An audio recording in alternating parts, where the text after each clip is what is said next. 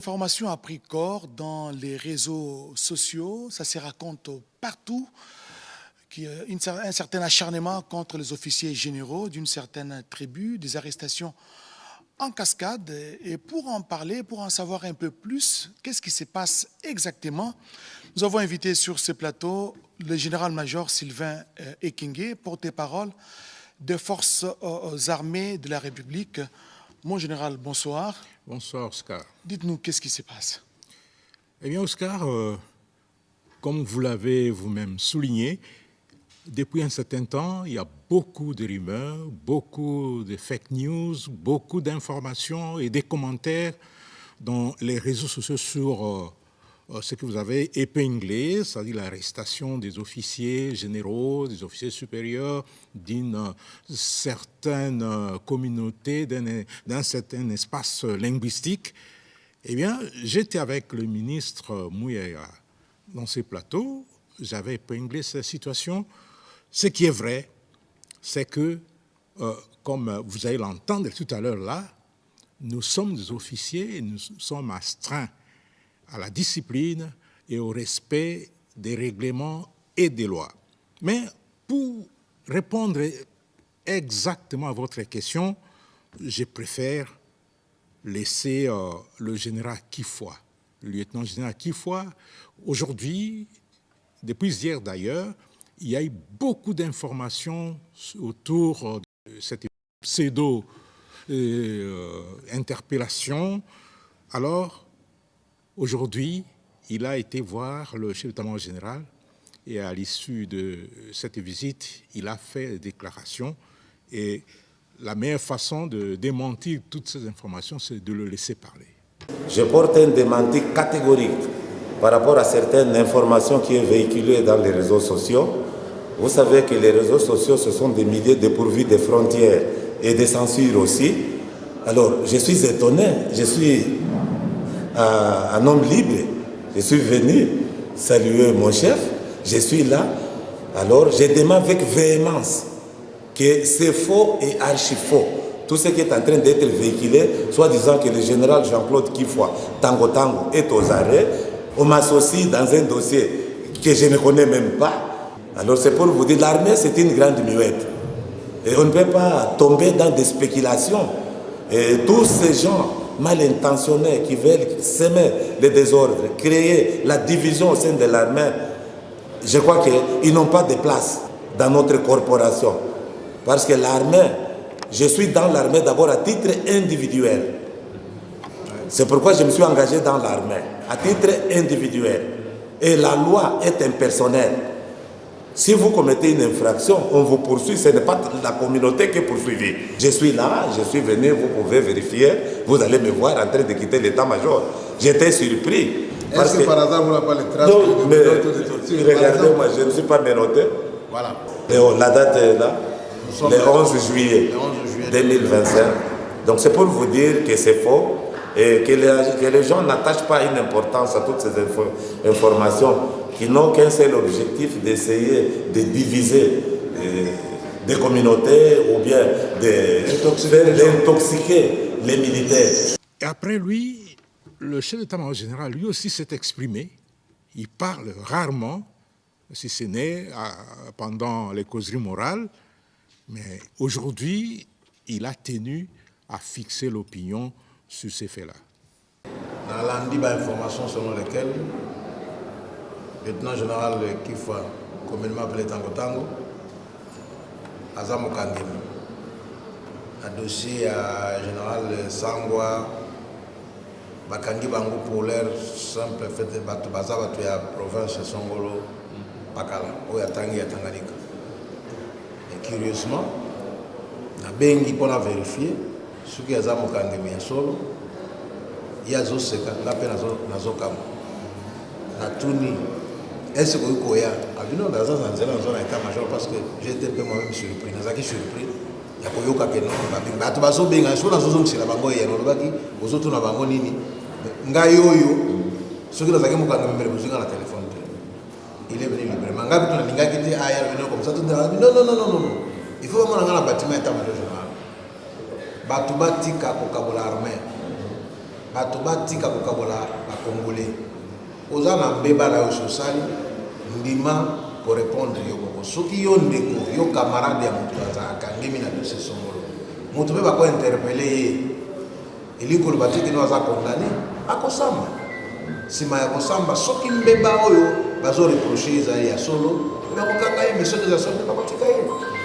Voilà, nous avons suivi les deux interventions. La première du lieutenant-général Kifwa Kambili Tango Tango, qui était supposé être arrêté et interpellé par les services, ce qui n'est pas le cas. Ce sont des déclarations mensongères et des rumeurs qui ont circulé dans les réseaux sociaux. Et vous avez suivi également le chef d'état-major général, le lieutenant-général Jules Banza Mouilambouek, qui a également démenti tout ce qui se raconte. L'objectif, vous l'avez suivi, c'est justement chercher à diviser l'armée qui constitue aujourd'hui un corps, qui est en train de faire face à l'ennemi commun, vous le savez, c'est l'AFC M23 qui est appuyé aujourd'hui par l'armée rwandaise. À moins que vous ayez un autre message, mon général. Oui, Oscar, je tiens à préciser que, comme l'a dit le général Kifwa et le chef d'état-major général, il y a beaucoup de déclarations mensongères, beaucoup de rumeurs infondées qui se passent dans l'espace numérique et surtout au sujet des interpellations des généraux. Et le général Kifwa l'a dit, chacun est entré individuellement comme volontaire dans l'armée. Et l'armée, c'est un monde organisé. L'armée a des lois, l'armée a des principes, l'armée a plusieurs règlements militaires. Et celui qui ne respecte pas ces règlements, en tout cas, il doit avoir des problèmes dans l'armée. Effectivement, s'il y a des interpellations, c'est que chacun, à titre individuel, a posé un acte contraire soit à la loi, soit à la discipline. Et en posant un acte contraire à la loi ou au règlement, le militaire le fait non seulement en âme et conscience, mais aussi, comme je l'ai souligné, à titre individuel. Et il ne pose pas cet acte, et j'insiste là-dessus, au nom d'une quelconque communauté ou au nom d'un quelconque espace linguistique. Il pose cet acte en tant qu'individu et en tant que militaire, et surtout s'il est officier. Je l'ai dit l'autre jour, il y a des caractéristiques qui entourent la fonction de l'officier. Il y a des valeurs qui entourent la fonction de l'officier. Et si vous ne respectez pas ces valeurs, vous ne respectez pas les qualités d'un officier, eh bien, la justice va s'occuper de vous. Et en cas d'interpellation, qu'est-ce qui advient? En cas d'interpellation par les services, effectivement, il y a des investigations qui sont organisées. Il y a des enquêtes. Si on constate que vous n'avez rien fait, on vous libère, comme l'a dit le chef MG. Mais si on constate que les faits commis sont des faits graves, on vous met à la disposition de la justice militaire pour répondre des actes posés conformément à la loi. Et à ce niveau-là, si on constate que vous, pendant l'instruction, vous donnez les éléments de votre défense et ces éléments sont pris en compte, on vous libère. Et si les éléments ne sont pas pris en compte et qu'on confirme que vous êtes fautif, eh bien, vous subissez la rigueur de la loi. Et aujourd'hui, il y a beaucoup d'interférences, parce que je sais que l'armée a ses caractères apolitiques. L'armée est apolitique, il a plutôt un caractère national. Mais oui, aujourd'hui, effectivement, dans les réseaux sociaux, c'est autre chose. Ce que vous dites est très important. Les forces armées de la République démocratique du Congo ont toujours insisté sur leur caractère national et apolitique. Alors, elles sont sans coloration politique, tribalo-ethnique ou linguistique. Moi, je suis originaire de l'Équateur, mais chez moi, on ne me connaît même pas. On ne me connaît qu'en tant que porte-parole de l'armée, mais il y a beaucoup de gens qui ne connaissent pas que je suis de la Chuapa, je suis d'Ikela. Ça, ce n'est pas ça qui doit caractériser un officier citoyen militaire. Mon espace linguistique, ma tribu, mon ethnie, mon parti politique, c'est la République démocratique du Congo, point barre. Et ça, c'est pour tous les militaires. Alors, il faudrait qu'on cesse d'amener la division dans l'armée, comme le général Kifoua l'a dit. Il faudrait qu'on cesse de s'immiscer dans des questions militaires. On ne peut empêcher l'armée et la justice de faire leur travail. En cas de faits graves qui sont reprochés à un officier, général soit-il, en tout cas, il doit être interprété et puis il doit fournir les éléments de défense. Et s'il n'est pas coupable, on va le laisser. S'il est coupable, il va subir la rigueur de la loi. L'armée doit rester loin des querelles politiciennes et loin des divisions que l'on veut amener en son sein. Une certaine opinion a toujours décrié ce que l'on qualifie aujourd'hui de détournement, des trahisons. Mais aujourd'hui, quand on interpelle, apparemment, on semble oublier ce qui... Ah, voilà. C'est exactement vouloir une chose et son contraire. On décrit, on dénonce la trahison, on dénonce l'infiltration, on dénonce le détournement au sein de l'armée. Mais lorsqu'on met la main sur les responsables, et vous voyez, même les politiciens commencent à crier, alors qu'ils sont les premiers à dénoncer.